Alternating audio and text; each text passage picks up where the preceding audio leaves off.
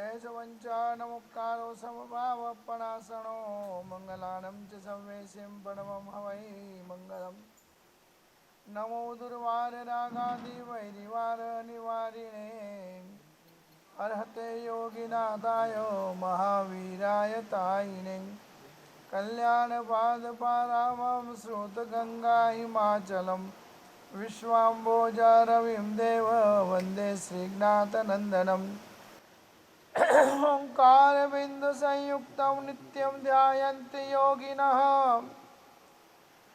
कामदं मोक्षदं चैव ओंकाराय नमो नमः अज्ञानतिमिरान्धानां ज्ञानाञ्जनशलाकया नेत्रमुन्मीलितं येन तस्मै श्रीगुरवे नमः अबाल्यकालाशुभशीलशालिनां जैनागमे कोविदसत्त्वशालिनं विश्वे सदा मङ्गलकेलिमालिनं वन्दे सदानन्दसूरिसागरं धर्मस्य प्रतिपालयन् प्रतिदिनं सद्भावनां पद्धतिं सौजन्येन निजेन लोकवीतो भूरिप्रभावोज्ज्वलम् कीर्ति शारद चंद्रिकामिव परावलोकोत्तरं वर्जयन् श्रीमद्दर्शन सागरोर्विजयते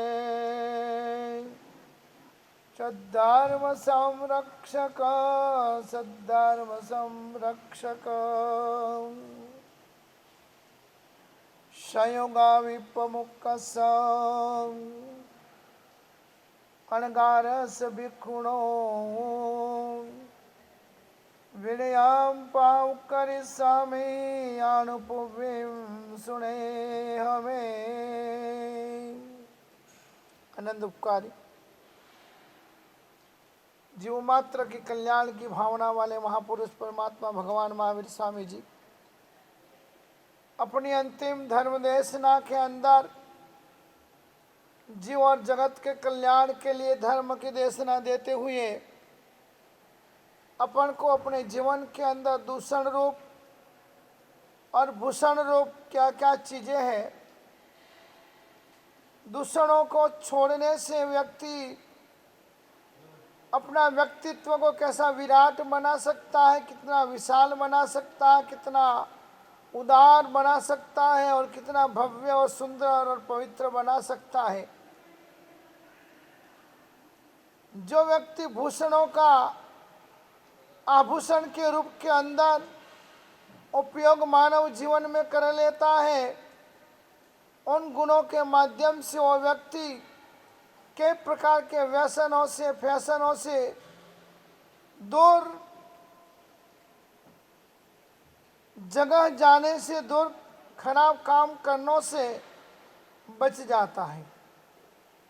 उसके विषय में अपन ने देख लिया कि क्रोध निष्फल होता है तो क्षमा किसी को भी अपन दे सकते हैं, और क्रोध ही जीवन में कहो, संसार में कहो, कुटुंब में कहो, परिवार में कहो, देश में कहो, सब जगह क्रोध कसा ही आग लगाने का काम करता है। और जिन व्यक्तियों ने, जिन परिवारों में, जिन मुखियाओं ने, जिन घरों में सासों ने यदि क्रोध के ऊपर विजय प्राप्त कर लिया है तो वह उसको वह नहीं दिखाई पड़ेगी मगर अपनी प्यारी बेटी दिखाई पड़ेगी। वहू ने यदि अपने क्रोध और कसाई को कंट्रोल कर लिया है तो सासों नहीं दिखाई पड़ेगी मगर उसको मम्मी दिखाई पड़ेगी, एक वात्सल्य का मूर्ति दिखाई पड़ेगी। इस बारे में अपन देख गए, तलवार लेकर शत्रु को पकड़ के लाकर बांध कर मारने का एक बाकी था, मगर माँ ने जैन धर्म को समझा था, महावीर की वाणी सुनी थी और महावीर ने कहा कि जियो और जीने दो। एक बार तो कोई भी गुनहगार को यदि वो शरण आ जाए, माफी मांग ले, मिच्छामि दुक्कडम कर ले और विनयवंत होकर शरणागति स्वीकार कर ले तो ऐसे दुश्मन को भी क्षमा कर देना, वो हमारा आर्य धर्म कहता है, वो हमारा सनातन धर्म कहता है, वो हमारा जैन धर्म कहता है, उसको छोड़ दिया। उसने प्रेम और मैत्री से उस कुटुंब के साथ एक बंधुत्व की भावना से अपना जिंदगी बिताई और दोनों का वैरानुबंध खत्म हो गया। आगे अपन को बता रहे हैं कि संसार के अंदर प्रिय और अप्रिय, राग और द्वेष, ये चीजें अनादिकाल से चल रही है। कोई व्यक्ति चाहे फिर वो साधु हो, संत हो, आचार्य हो, गादीपति हो, गच्छाधिपति हो, आचार्य हो, महातपस्वी हो, महात्यागी हो, कोई भी हो, ये मन की जो चंचलता है, मन की जो वक्रता है, मन की जो स्वार्थ भरी रीति और नीति है, उस हिसाब से आत्मा आज तक दुर्गतियों के अंदर भटक रहा है। सद आलम्बन, सद चारित्र, सद धर्म, सद क्रियाएं, सद मार्ग मिलने के बावजूद भी प्रिय अप्रिय, राग द्वेष, ये उनको वापस वही गटर के अंदर, वही दुर्गति के अंदर उनको खींच के लेके जाता है। हर व्यक्ति समझता है कि आंखें खुली है जन्म लिया तब, जब यहाँ से विदाई लेने का एक दिन निश्चित है, नक्की है, फिक्स है, बीमा पक्का हो गया है, मगर तो भी प्रिय और अप्रिय, राग और द्वेष, मोह और ममत्व जिंदगी में छूटता नहीं है, छोड़ते नहीं है। मौका आने पर जान बुझकर उसको पकड़ लेते हैं। उसके विषय में भगवान महावीर स्वामी ने अपन को बहुत सुंदर बातें बताई है कि एक वितभाई नाम का नगर था। उस वितभाई नाम के नगर के अंदर महामारी की, जैसे अभी वर्तमान के अंदर कोरोना जो पूरे विश्व को रुला रहा है, खराब रोग, खराब चीज, खराब लक्षण, खराब व्यसन, खराब रास्ता जो कोई भी व्यक्ति अपना लेता है, उसको रोना है, उसके परिवार को भी रोना है, उसके कुटुंब को भी रोना है और उसके संतति को भी जिंदगी भर रोना है। क्यों? कि महामारी की यानी व्यसन, महामारी की यानी रोग, महामारी की यानी जिसका कोई उपाय और इलाज ही नहीं मिलता है, उसको बोला जाता है महामारी, महामारी की। और इसको आज की भाषा के अंदर बोलो तो कोरोना। बस वैसा ही रोग, ये कोई आज का नहीं है। हर युग में, हर समय के अंदर जब देश और दुनिया के अंदर सामूहिक पापावृत्ति बढ़ जाती है, एक दूसरों के प्रति द्वेष भाव पैदा हो जाता है, समाज को खत्म करने के लिए जब तैयार हो जाती है, व्यक्ति को खत्म करने के लिए तैयार हो जाता है, धर्म के नाम पर गाली गलौज और गलत मन घड़त, जिसका दिमाग में कोई तर्क नहीं बैठ सकता है, जिसका कोई सिर और पाँव नहीं हो सकता है, ऐसी बातें गलत जो लोग करते हैं, करवाते हैं, फैलाते हैं, वो महामारी से भी भयंकर कोटि का रोग है।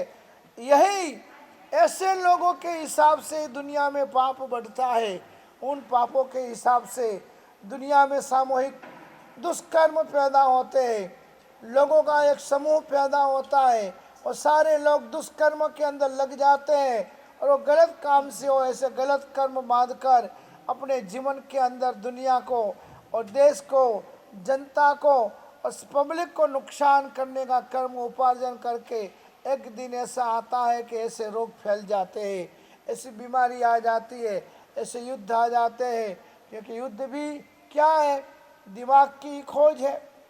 जब मेरे को और आपको अच्छा नहीं लगा तब ये झगड़ा हुआ है, इस देश को और उस देश को अमुक बातों के अंदर अंटस हो गया तब ये युद्ध चालू हो जाते हैं। ये कोई मूर्ख लोग तो नहीं है, बड़े बड़े पढ़े लिखे विद्वान, होशियार, वैज्ञानिक, लाखों और करोड़ों लोगों को चलाने वाले, संचालन करने वाले लोग भी युद्ध के मैदान में कब उतर पड़ते हैं? द्वेष भाव आता है, अप्रिय भाव आता है, राग पैदा होता है, द्वेष पैदा होता है, तब ये होता है।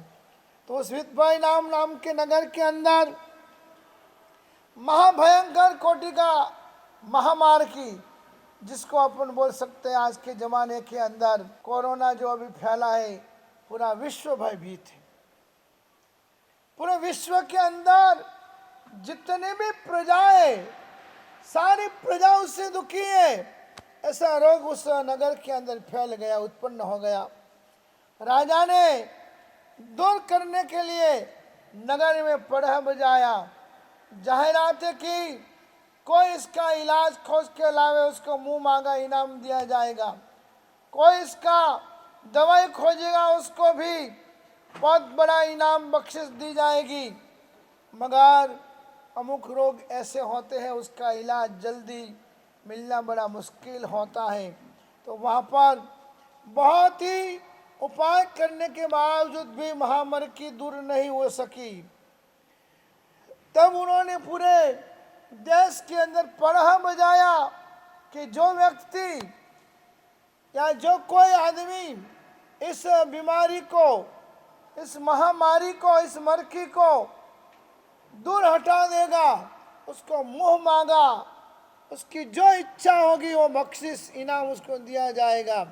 तब उस महाराजा धीराज के पास 3 मांत्रिक आए। 3 मांत्रिकों ने आकर कहा कि राजा, हमारे पास इस महामारी को, इस रोग को कंट्रोल करने के लिए हमने भूत सिद्ध किए हुए हैं। राजा ने कहा कि बोला भाई तुम्हारे पास क्या ऐसी ताकत है, ऐसे कौन से मंत्र है कि तुम इसको दूर कर सकते हो? तो पहला जो मांत्रिक था, पहले मांत्रिक ने कहा कि मेरे पास मंत्र सिद्ध किया हुआ एक भूत है, और भूत अत्यंत मनोहर स्वरूप सुंदर रूप वाला है। नगर में और चक्कर मारेगा, नगर के अंदर वो घूमेगा, मगर उसके सन्मुख जो कोई देखेगा, इसके सामने, उसके सामने जो कोई देखेगा और तत्काल मर जाएगा। उसके सामने जो कोई देखेगा वो तुरंत ही मर जाएगा।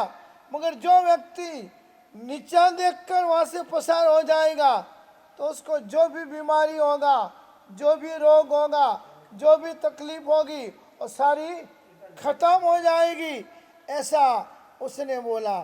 तब राजा ने बोला कि भाई ऐसे भूत की अपन को आवश्यकता नहीं है कि सामने जोने से आदमी को मार दे और नीचे जोने से उसका रोग चला जाए। ऐसे तेरी दवाई की, तेरे उस भूत की जरूर नहीं है, तो तू चला जा। अब दूसरा था, उसको बुलाया। तब दूसरा वाला मांत्रिक आता है। महाराजा उसको पूछते हैं कि बोल भाई तेरे पास क्या है? बहुत महामारी फैली हुई है, रोग फैल रहा है, लोग दुखी है, लोग मर रहे हैं। दुख किसको होता है? दूसरों के दर्द को देखकर जिसको दर्द होवे वो धर्मी है। दूसरों की तकलीफों को देखकर जिसके मन के अंदर दया आवे वो धर्मी है। मगर जो अदवा तदवा बकवास करे, गाली गलौज करे, या इसका इलाज खोजने के बजाय किसी समाज के ऊपर या किसी व्यक्ति के ऊपर उसका दोषारोपण करे तो द्वेषी है, वो व्यक्ति अधर्मी है। क्योंकि खुद कुछ नहीं कर पाता है, खुद कुछ करने वाला नहीं है, मगर दूसरे को दोषित बनाना उनका अकर्तव्य, उनको ही डुबा देने वाला बन जाता है। मगर ये दूसरा भूत वाला आता है, कहता है महाराज मेरे पास जो भूत है उसका पेट बहुत बड़ा है, लंबा है। मेरे भूत का पेट बहुत लंबा है, उसका शरीर पर्वत जैसा बड़ा है, उसकी कुक्षी यानी पेट कुक्षी बहुत बड़ी है, उसको 5 सिर है। कितने मस्तक है? 5 मस्तक है। और पग एक ही है, पग सिर्फ एक ही है, मगर स्वरूप जो उसका है ने बहुत विकराल है, बहुत भयंकर है, डर लगे ऐसा उसका मुख है कि अट्टहास्य करेगा वो। जहाँ से भी पसार होगा ने वहाँ से लोग डरे ऐसा अट्टहास्य करेगा। नगर में घूमेगा तब उनको देखकर जो कोई हंसेंगे, जो कोई मजाक करेंगे, उनकी मस्करी करेंगे, तो वो उन व्यक्तियों को सिर के साथ साथ टुकड़ा कर देगा वो। ऐसा मेरा भूत है। मगर जो मनुष्य, जो रोगी, जो तकलीफ वाले लोग हैं, वो उसको देखकर धूप, दीप, स्तुति, प्रार्थना, फूल चढ़ाने, नमस्कार करना, ऐसा जो करेंगे तो सब रोग से मुक्त हो जाएंगे।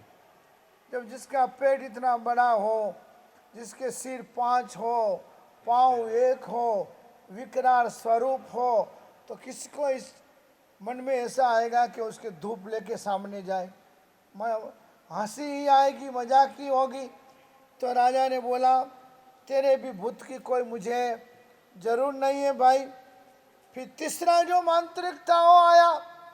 महाराजा ने पूछा, भाई बोल, तेरे पास क्या साधन है, क्या सिद्धि है, तेरे पास कैसा भूत है, बताओ। उसने कहा, महाराज मैंने ऐसी शांत, प्रशांत और लोगों की भलाई के लिए साधना की हुई है। अच्छे लोग हमेशा देश और दुनिया का भलाई के लिए काम करते हैं। सज्जन लोग ये सोचते हैं कि छोटी इस मनुष्य की आयुष्य है 50 साल, 100 साल से ज़्यादा मनुष्य का जीवन नहीं है, तो इस जीवन के अंदर जितना हो सके उतना भलाई करे, किसी के ऊपर उपकार करे, किसी को हेल्प और मदद करे। परमात्मा की, ईश्वर की कृपा से तन मन और धन मिला है तो उसका सदुपयोग करे। और सज्जन लोगों की भावना होती है।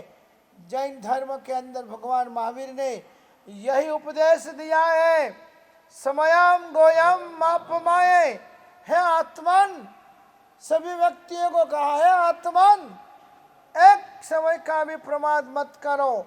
तुम्हारे पास तन है, तन का सेवा में उपयोग करो। तुम्हारे पास मन है तो मन के द्वारा लोगों को अच्छे विचार, सुविचार, उनको ज्ञान, उनके अज्ञान को दूर करने का काम करो। और तुमको परमात्मा की कृपा से धन मिला है, और धन के द्वारा लोक कल्याण के काम करो, मानव सेवा के काम करो, हॉस्पिटलें का निर्माण करो और स्कूलों का निर्माण करो। गौ जो मूंगे प्राणी है, मूंगे पशु है, जिनको बोलकर मांग नहीं सकते, बोलकर अपनी वेदना, दुख, दर्द किसी के सामने व्यक्त नहीं कर सकते, ऐसे प्राणियों के लिए गौशालाएं खोलो, पशुवाड़े खोलो और जीव दया के काम करो।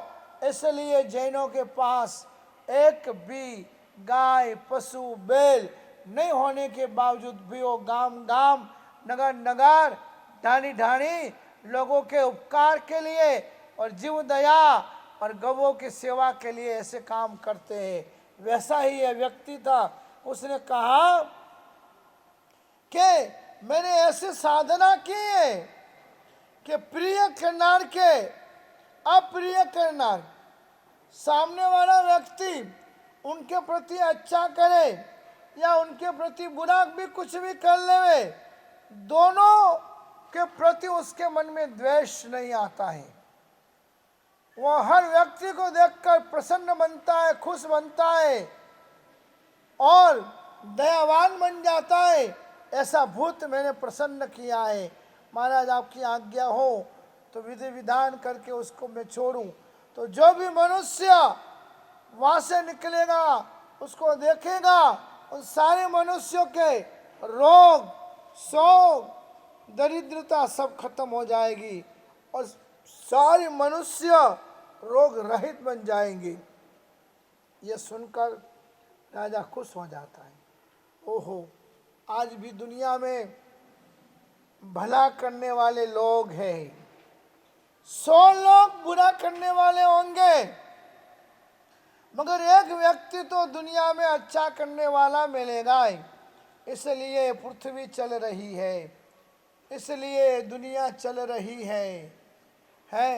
राम जी जैसे को भी 14 साल तक वनवास भेजने वाले दुर्जन लोग थे, तो वर्तमान काल के अंदर भी दयावान, सत्यवान, वात्सल्य, प्रेम और मैत्री से हरा भरा गांव, नगर, ढाणी, जहाँ 12 महीने में 12 दिन भी नहीं रहना है, तो भी अपने अपने गांवों के अंदर स्कूल है, कॉलेज है, हॉस्पिटल है और गायों के अवाड़े खोलने वाले जैन समाज आज भी दुनिया के अंदर सर्वोपरि समाज गिनी जाती है। कि कहीं भी किसी भी प्रदेश में, विश्व के किसी भी प्रदेश में चले जाओ, आपको प्लेन के अंदर, होटल के अंदर पटेल का खाना मांगोगे तो मिलेगा कि नहीं मिलेगा? आप और किसी का, चौधरी का खाना मांगोगे तो मिलेगा कि नहीं मिलेगा? आप और किसी जाति के नाम से खाना मांगोगे तो मिलेगा या नहीं मिलेगा? सिर्फ नॉन वेज मिलेगा और शाकाहारी मिलेगा और तीसरा खाना मिलेगा जैन खाना। आप समझ सकते हो, विश्व भर में, पूरी दुनिया के अंदर जिस इतनी छोटी सी समाज ने इतना अपना अस्तित्व खड़ा किया है, मगर तो भी चंद लोग इस समाज के लिए अद्वा तद्वा बकवास करते हैं। तो पुण्यवानों, यहाँ पर राजा बुद्धिशाली था, उपकारियों के उपकार को समझने वाला था। उसने उसको बोला कि भाई तेरा उपाय तू कर। उसने उपाय किया और सबका रोग चला गया।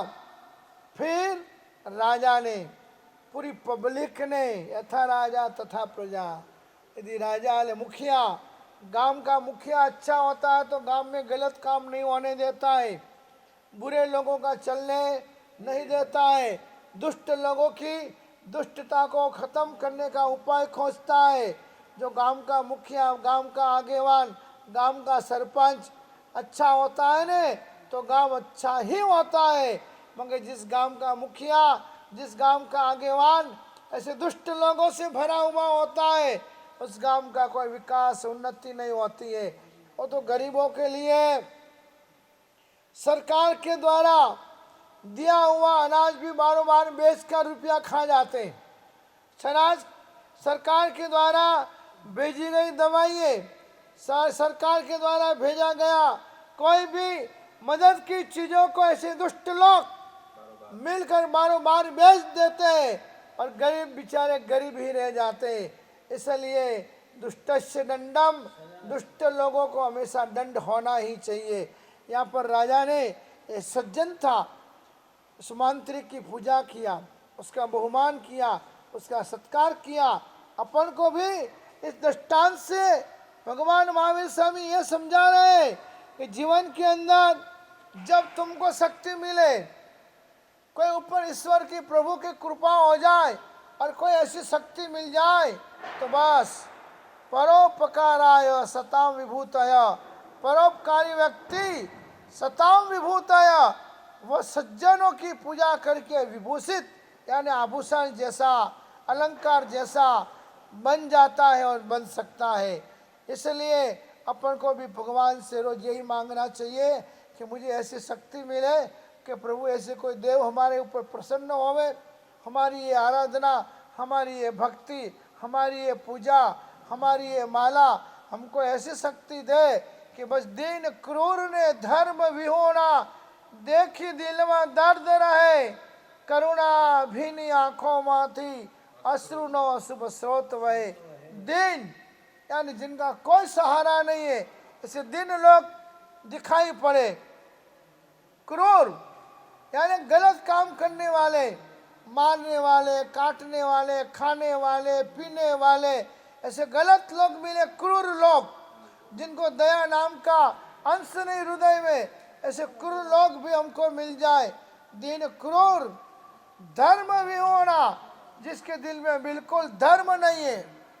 साधुओं को देखकर गाली गलौज करने की भावना होती है जिनको, साधु संतों को देखकर जो थूकते हैं, साधु संतों को देखकर जो गाली गलौज करते हैं, ऐसे अधर्मी लोग, दीन क्रूर और धर्म विहोणा, देखी दिल में दर्द रहे। हे प्रभु, ऐसे लोग भी हमें मिल जाए तो भी हमारे मन के अंदर उनके प्रति करुणा रहे, दया रहे, प्रेम रहे, मैत्री रहे, और उनको भी सद्बुद्धि परमात्मा दे, विचार आवे। ऐसा अपन को भगवान से प्रार्थना करना है। भगवान कोई अलग नहीं है, ईश्वर कोई अलग नहीं है। आज बड़े आनंद की बात है कि आज के दिन राम जन्मभूमि में खातमुहूर्त, शिलान्यास और भूमि पूजन का पावन पवित्रतम आज अवसर है।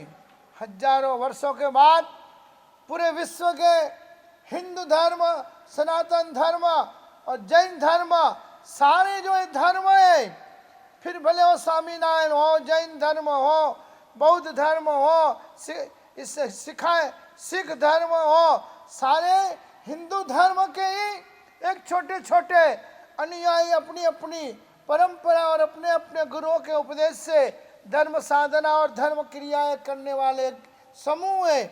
उन सारे समाजों के लिए आज आनंद का दिन है। और इसलिए जैन समाज की सबसे बड़ा ट्रस्ट श्री आनंद जी कल्याण जी की पेढ़ी, फिर महुरी घंटाकर्ण महावीर का बहुत बड़ा तीर्थ महसाना जिला में आया है, जो बुद्धि सागर श्री महाराज पटेल जात के थे और जिन्होंने 100 साल पहले भविष्य बखा था कि एक दिन ऐसा आएगा कि पानी भी किरानों की दुकानों में बिचेगा। उस तीर्थ महुरी तीर्थ से, और अभी एक नया तीर्थ बना है सूरत के अंदर, राम पावन भूमि, जो हमारे विजय रामसूरी महाराज की यादगिरी के अंदर। वैसे इन 3 तीर्थों की तरफ से और जैन समाज की तरफ से आज के दिन राम जन्मभूमि के उस शिलान्यास के अंदर, अयोध्या के अंदर 24 किलो चांदी की पाटें भेजी गई है। और जैन समाज के आगेवान लोग वहां जाकर राम पावन जन्मभूमि के अंदर वो ईंटें वहां पर भेंट करेंगे। और कई जैन लोगों ने वहां पर लाखों और करोड़ों रुपया का डोनेशन भी दिया है। क्या अभी जैनों को अलग मानते हो? क्या ये जैन लोग अलग है? नहीं, आज भी हजारों जैनों के कुल देवता महादेव जी है, हजारों जैनों की कुल देवता महा अंबिका माता है। और बड़ी खुशी की बात तो मैं यह बताना चाहूँगा कि जब संवत 6 नवंबर 1990 में जब बाबरी मस्जिद तोड़ने का जब युद्ध चला और बाबरी मस्जिद तोड़ने के लिए दुनिया भर के लोग जब पहुंचे थे, तब हमारे जैन समाज के कलकत्ता के शाह बाबूलाल जी कोठारी के सुपुत्र राम कोठारी और शरद कोठारी भी उस बाबरी मस्जिद को तोड़ने के लिए सबसे आगे हो थे।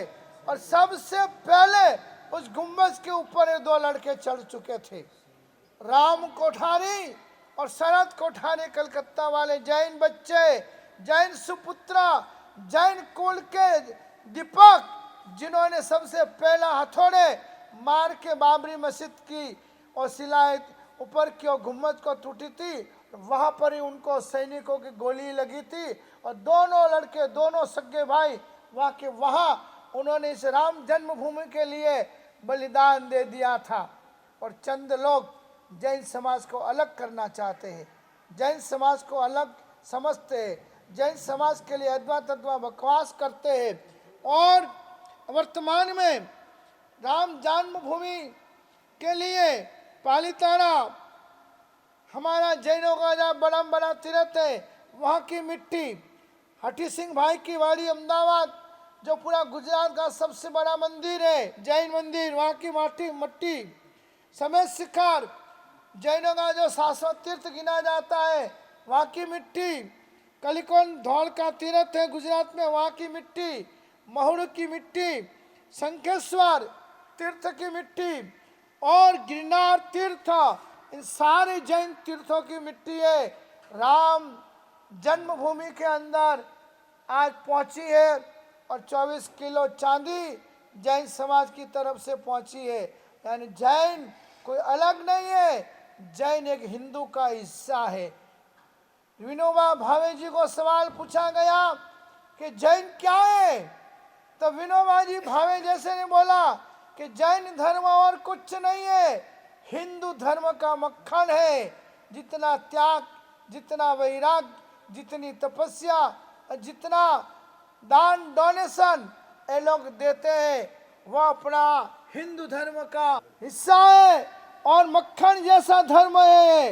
इतना पवित्र धर्म को बहुत चुने मुने लोग, भ्रष्ट लोग, दिमाग से दिवाला निकल गया जैसा ऐसे लोग आज इस जैन धर्म को कलंकित करने का भी मौका आने पर नहीं चूकते। यहाँ पर जब उसने दर्द मिटा दिया पूरा सिटी का, पूरा नगर का, पूरा गांव का, पूरी प्रजा प्रसन्न बन गई। तो आज भी लोगों के दिल में ये होना चाहिए कि जिस गांव में कोई अच्छी समाजवाड़ा खोल रही है, कोई अच्छी समाज स्कूल खोल रही है, कोई समाज हॉस्पिटल खोल रही है, कोई समाज और मानव कल्याण का काम कर रही है, फिर वो कोई भी समाज हो, जैन ही नहीं कोई भी समाज का व्यक्ति क्यों ना हो, उसका बहुत ही बड़ा अच्छा सम्मान होना चाहिए, उसका बड़ा बहुमान होना चाहिए और उसका गुणानुवाद होना चाहिए। ये हमारी प्रेरणा है क्योंकि हम गुण के पुजारी हैं, हम सभ्यता के पुजारी हैं, हम सत्य के पुजारी हैं। तो जीवन के अंदर कभी लाभ भी हो सकता है, कभी नुकसान भी हो सकता है, कभी सुख भी आ सकता है, कभी दुख भी आ सकता है। जीवन मरण तो अनादि काल से चालू है, सुख और दुख तो अनादि काल से चालू है। यदि आपने अपने खेत में अच्छा बोया है और भावना रूपी अच्छा पानी उसमें पड़ा है तो ऑटोमेटिक आपका खेत खेलने वाला है। और यदि आप बोलते हो कि पहले के ज़माने में ठाकर लोग बहुत थे मगर अभी ठाकरों के पास नौकरी भी नहीं है, उसका कारण क्या? उसका कारण क्या? एक आदमी था, वो आदमी को सर्दी हो गई, सर्दी और खांसी हो गई, सर्दी और खांसी हो गई, बहुत तकलीफ बहुत लंबा समय तक चली। एक ठाकुर साहब से उसकी दोस्ती थी। पहले के ज़माने में तो हर गांव के ठाकर थे, उनकी बड़ी बड़ी हवेलियाँ थी, उनके बड़े बड़े रावले थे, सोने चांदी के भंडार उनके भरे हुए थे। तो ऐसे एक ठाकर से उसकी दोस्ती थी और दोस्त वहाँ गया तो उसको खांसी सर्दी, ठाकर साहब ने बोला यार क्या ये खांसी सर्दी मिटती नहीं है? अरे साहब बहुत इलाज कराया, बहुत दवा लिया, बहुत डॉक्टरों को दिखाया मगर ये खांसी सर्दी मिटती नहीं है। एक काम कर, तो कि क्या, 2 घूंट रोज ले ले। क्या बोला? 2 घूंट रोज ले ले। तो कि क्या बात करते हो ठाकर साहब, 2 घूंट पीने से खांसी सर्दी चली जाएगी? अरे तुझे पता नहीं है, हम लोगों ने जब से घूंट लेना चालू किया तब से हमारे रावले बिके गए, हमारा सोना चांदी चला गया, हमारी हवेलियां बिक गई। अब आज हमको नौकरी रखने वाला भी कोई नहीं मिल रहा है। तो जब 2 घूंट पीने से हवेली जा सकती है, महल जा सकता है, खेतीबाड़ी के सारे खेतर जा सकते हैं, सारा सोना चांदी के भंडार खत्म हो सकते हैं, तो क्या तेरी खांसी सर्दी नहीं जाएगी? अपने कर्मों से लोग दुखी होते हैं और अपने कर्मों से लोग दुखी हुए। और इसका दोषारोपण मूर्ख लोग, अज्ञान लोग, ईर्ष्यालु लोग, राग द्वेष से भरे हुए लोग एक पर्सनल जाति के ऊपर उनकी सुख साहिबी संपत्ति को देखकर, निर्व्यसनी समाज की उन्नति को देखकर उनके प्रति ईर्ष्या करना, उनके प्रति गलत बोलना, ये अच्छे सभ्य लोगों का काम नहीं, असभ्य लोगों का काम है। यहाँ तो महावीर ने स्पष्ट लिखा है कि राग जो है कर्म बंधन का कारण बनता है, निंदा जो है और दुर्गति में ले जाने का काम करता है। इसलिए किसी के ऊपर द्वेष ना करे। वही देखे उसने पूर्व भाव में कोई अच्छा बोया, अच्छा काम किया, अच्छा कर्म किया, अच्छा धर्म किया, अच्छी करनी किया, वो खेत में उग निकला है, सुख संपत्ति है, साहिबी है। बस सुख देने वाला कोई नहीं है। अपन खुद ही सुख को पैदा कर सकते हैं, अपन खुद ही दुख को पैदा कर सकते हैं। गलत रास्ते चले गए तो दुख है, अच्छे रास्ते आ गए तो सुख है। सज्जन लोगों के संग में आ गए तो सुबुद्धि, अच्छी बुद्धि मिलेगी। गलत लोगों के संग में भाविक, और उनका नाम भी कैसा दिया जाता, भाविक। क्या भाविक है? भूतकाल में ले जाकर गड्ढे में डाल दे वो भाविक होते हैं। भाविक तो उसको बोले जाते हैं जो पूरे हृदय का, पूरे जीवन का, पूरे कुटुंब का परिवर्तन कर दे, उसे भाविक बोला जाता है। तो यहाँ पर भगवान महावीर ने भी निंदा छोड़ने को कहा, द्वेष छोड़ने को कहा और राग द्वेष को छोड़ने का कहा, और परोपकार पुण्य के काम करने को कहा, और परमात्मा से, ईश्वर से, अपने इष्ट कुल देवता से यही मांगने का कहा कि मुझे शक्ति दो, सभी जीव करूँ शासन रसी। दुनिया में जितने भी जीवात्माएं हैं, जो कोई भी जीव है, जो कोई भी लोग है, उन सभी का मैं कल्याण कर सकूं, ऐसी शक्ति मुझे दो।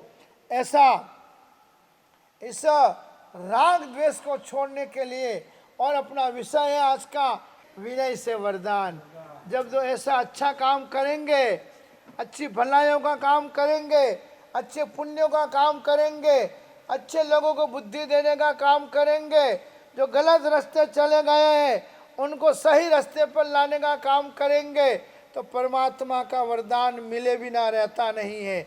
मगर अपन तो बस एक ही सोचते हैं, बस है कौन भूल रहा है, उसकी भूल को कैसे पकड़ना, उसको कैसे गिराना।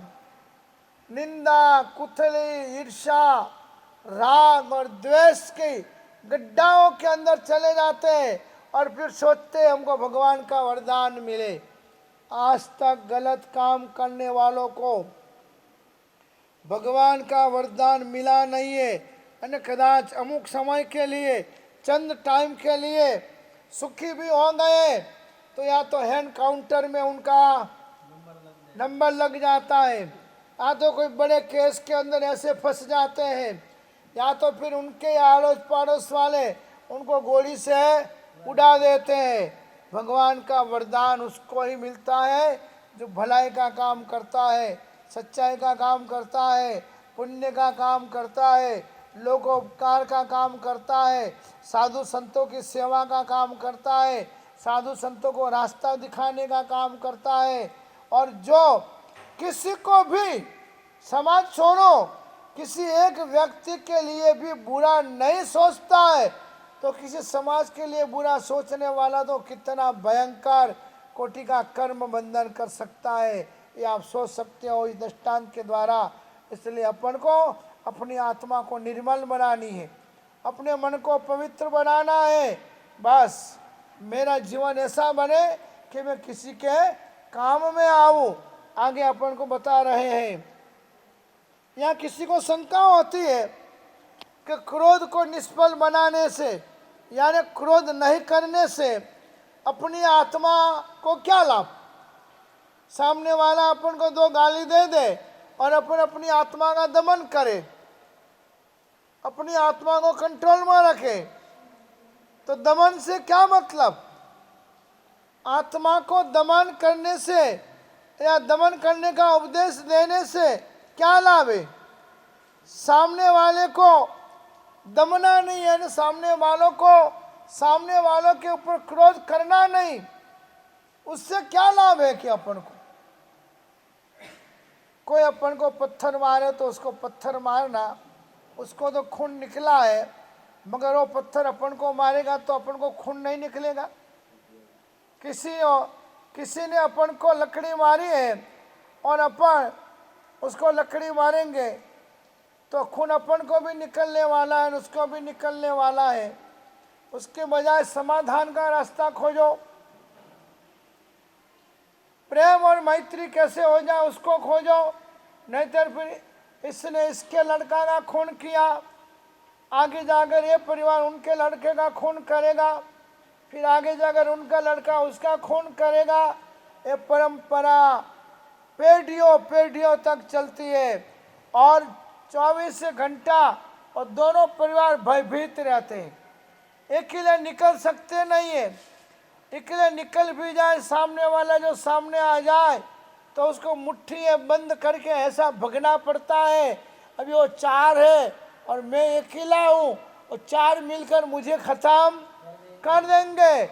इसलिए वैर से वैर संबंध कभी होता नहीं है, प्यार से ही दुनिया के अंदर फूल खिलते हैं। इसलिए परमात्मा ने कहा है कि कोई क्रोधी बने तो अपन क्रोधी नहीं बनना, कोई गलत रास्ता पकड़े तो अपन गलत रास्ता नहीं पकड़ना, कोई चोरी करे तो अपन चोरी नहीं करना, कोई गाली गलौज करे तो अपन गाली गलौज नहीं करना, कोई गलत रास्ता ले तो अपन गलत रास्ता नहीं लेना, मगर क्या करना? अप्पा चेवादवे यवो अप्पा हो खलु दुद्दमो अप्पा दंतो सुई ओई असिम लोए परथयो। कितनी सुंदर बात। 12.5 वर्ष तक मौन ले लिया था, किताबें नहीं लिखी थी, इन्होंने किताबें लिखी है, गाली गलौज और कुछ नहीं लिखा है। महावीर ने लिखा अप्पा चेवदमियम, अपनी आत्मा को कंट्रोल में करो। अप्पा खलुदुद्दमो, संसार के अंदर दुर्जय में दुर्जय कोई चीज हो तो अपनी आत्मा है। अप्पा दंतो सुई होई, और जिस व्यक्ति ने अपनी आत्मा का, अपने मन का, आत्मा यानी मन, अपने विचार, अपनी इच्छाओं का जिन्होंने दमन किया यानी कंट्रोल किया है, उसका फल मिलता है बहुत बड़ा। 1 सेकंड में क्रोध आ गया और आप लड़ाई झगड़े करने सामने चले गए, सामने वाला भी लड़ाई झगड़े वाला है, तो मारा मारी होगी, तब दोनों में से एक को तो मरना ही है, नुकसान हुआ ही है, एक की फैमिली खत्म हो गई। इसलिए आत्मा को दमन करना, अपनी इच्छाओं को, अपने विचारों को कंट्रोल करना, गलत विचारों को, और फल के लिए होता। पादन तो असीम लोये परथया, जो व्यक्ति जितेंद्रिय यानी अपनी 5 इंद्रिय, इंद्रिय कितनी है? 5। शरीर के अंदर इंद्रिय कितनी होती है? 5। पहला क्या होता है? स्पर्श, स्पर्शनेंद्रिय, किसी को स्पर्श करना है, स्पर्शनेंद्रिय बोली जाती है, स्पर्श। दूसरे नंबर ने रसनेंद्रिय, यानी जीभ, खाने का पीने का स्वाद कौन लेता है? जीभ लेती है। दारू अच्छा किसको लगता है? जिसको जीभ का स्वाद लग गया। वही व्यक्ति यदि जूस पीवे, अच्छा नारियल का पानी पीवे, नींबू का पानी पीवे, अच्छा मौसम्बी का, पाइनएप्पल, इन सारी चीज़ों का जूस पीवे, रुपये तो उतने लगते हैं, मगर इस जीभ को जो कंट्रोल कर लेता है, हाँ, वो व्यक्ति जितेंद्रिय। गलत चीज को त्याग करना, अच्छी चीज को स्वीकार करना, वो जितेंद्रिय यानी इंद्रियों के ऊपर उसने जीत पाया है। बाकी तो लोग दारू पीते हैं, मांस खाते हैं, गलत चीज़ें खाते हैं, गलत होटलों में जाते हैं, और जो कमाया वो पूरा कर देते हैं। चलिए देखो तो घर के अंदर 10 लाख का भी बैलेंस होता नहीं है, कोई बीमारी आती है ऐसे मर जाते हैं। जितेंद्रिय जिन्होंने जीव के ऊपर कंट्रोल किया। दूसरी इंद्री कौन सी? हाँ, और सबसे खराब में खराब और सबसे अच्छी में अच्छी जो कोई इंद्रियां हो तो कौन सी है? ये है। दूसरी सारी इंद्रियों का काम एक ही है, स्पर्श का काम एक है, स्पर्श करना। ये नाक मतलब घ्राणेंद्री सूंघने का काम करती है, भले दो है मगर काम क्या एक ही है, सूंघने का। ये चक्षुरेंद्री, चक्षु यानी देखना, देखने का काम करना आंख को, मगर दो है देखो। सुनने का काम कौन करता है? कर्णेंद्री, कान। सुनना है तो उसको दो है देखो, कान दो, नाक दो, आंख दो, एक ही लिए। भगवान ने इसके ऊपर इतना कंट्रोल किया है कि इस जीभ के द्वारा कोई गलत ना हो जाए। क्या गलत ना हो जाए?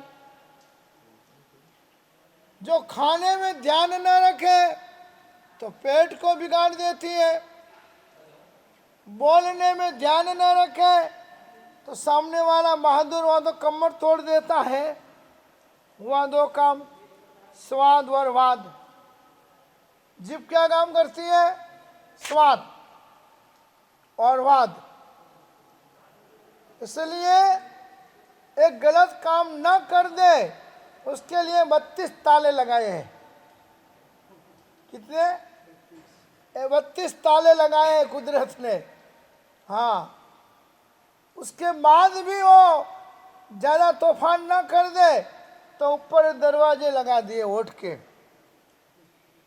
तो अभी एक कंट्रोल में नहीं रहती है। न खाने का खाती है, न पीने का पीती है, न बोलने का बोलती है, न करने का करती है, और चले जिंदगी खराब कर देती है। सारी चीजें बुढ़ी होती है, आंख की रोशनी कमजोर हो जाती है, नाक कमजोर हो जाता है, कान में सुनना कम हो जाता है, चलना फिरना स्पर्श कम हो जाता है। मगर एक ये तो जहां तक है वहां तक है। कितना भी घी खिला दो, कितना भी जूस पिला दो, कितना भी खाना खिला दो, मगर ये बुढ़ी नहीं होती है।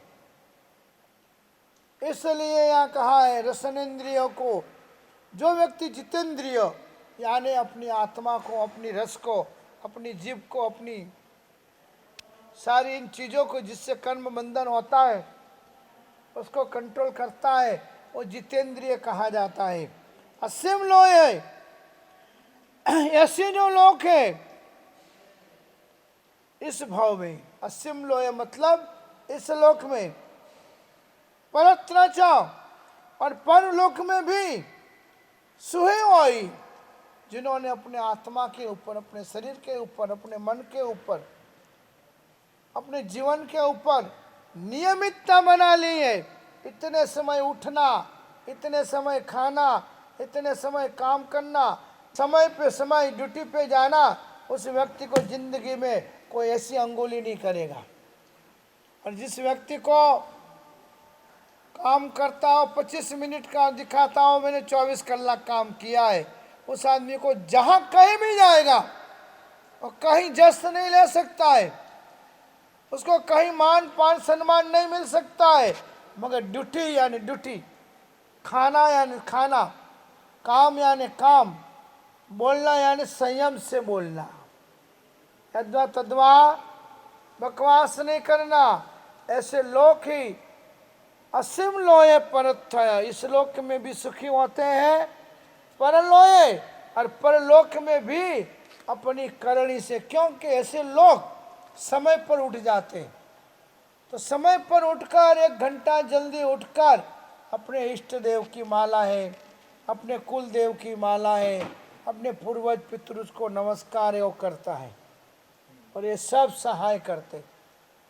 आज हमारी दुकान है, कई दुकान है हमारी कोई पेढ़ी चलती है, हमारा कोई कारोबार है, हम पेढ़ी पे वो बेचते हैं, दूसरे के भरोसे पेढ़ी चल रही है ना, तो हम ये करोड़ों अब्जों का काम हम कैसे करवाते? बस हमारा जीवन नियमित है। हम सुबह उठकर हमारी जो माला है, हमारी जो साधना है, हमारी जो भक्ति है, वो हम करते हैं।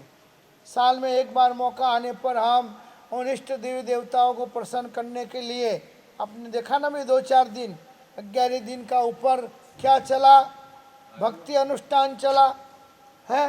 तो ऐसे ऐसे भक्ति अनुष्ठानों से, प्रभु की पूजा से, भक्ति की भावना, और कुछ ना कर सको ने तो दिन में 1 घंटा शाम के समय मंदिर में जाकर भजन करो। बस हमारा सबसे बड़ा प्रभावित स्तोत्र है भक्तांबर। और भक्तांबर के अंदर लिखा है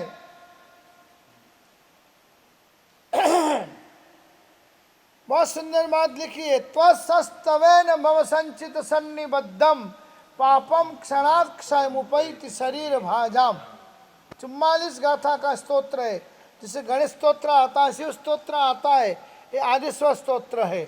तो इसमें लिखा है त्वत्सस्तवेन भव संचित सन्निबद्धम, हे प्रभु तेरी स्तवना, भजन, खाली भजन करने मात्र से ही, भव संचित सन्निबद्धम, अनेक भवों में जो खराब कर्म हमारी आत्मा ने बांधी है, वो भव संचित सन्निबद्धम पापम क्षणात् क्षय मुपैति शरीर भाजाम।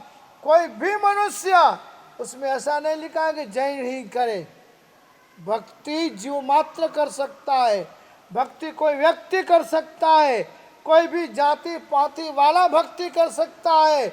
और यदि कोई कदाग्रही जिद्दी धर्म को नहीं समझने वाला बोले तुमको नहीं आने का, और पापी आदमी होता है वो, उसको धर्मी नहीं समझना। मंदिर सबके लिए खुले होते हैं, इसलिए अपन आधा घंटा 10 मिनट भी मंदिर में जाकर ध्यान करें।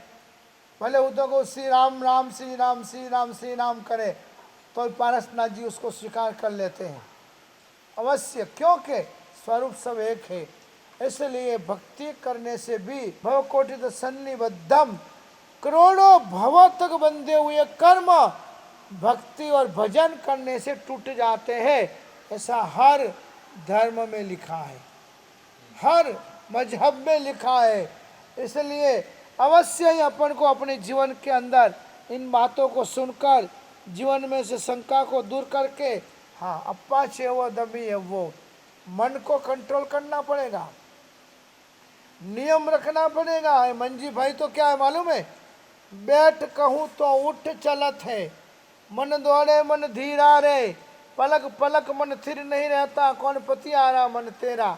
इच्छा होगी अभी भक्ति चलती होगी, जाओ जाने दिन यार, एक दिन नहीं जाएंगे तो क्या होगा। कि मन तो चंचल है, मन दौड़े मन धीरा, पलक पलक क्षण क्षण मन स्थिर नहीं रहता, कौन पति आ रहा मन तेरा। मन अपना नहीं है। कहत आनंद घन मन समझाया, उस कवि ने लिखा है, कहत आनंद घन मन समझाया, मन कायर मन सूरा रे। आदमी मन से ही कायर बनता है और आदमी मन से ही सुरवीर बनता है। तो बस आप सभी लोग सुरवीर बने, अपनी आत्मा के ऊपर कंट्रोल करें, शुभ क्रिया में, शुभ अध्यवसायों में, शुभ अनुष्ठान में, शुभ कर्म में अपना समय तन मन प्रभु की कृपा से धन मिला हो तो धन भी। हमारा एक अग्रवाल भगत है, यहाँ पर तपोवन बनाने वाला है, जैन नहीं है, पूरा तपोवन बनाने वाला है कैलाश जी अग्रवाल भगत। 2 साल के बाद बनाएगा वो। तो ये धर्म किसी का ठेका नहीं है, धर्म कोई भी व्यक्ति कर सकता है। आज के दिन आप सभी को यही प्रेरणा है, प्रेम, वात्सल्य और करुणा जीवन में लाओ। कल वापस 9:30 बजे प्रवचन। मंगलम सर्व कल्याण कारणम प्रधानम सर्व धर्माणम जैनाम जयति शासनम।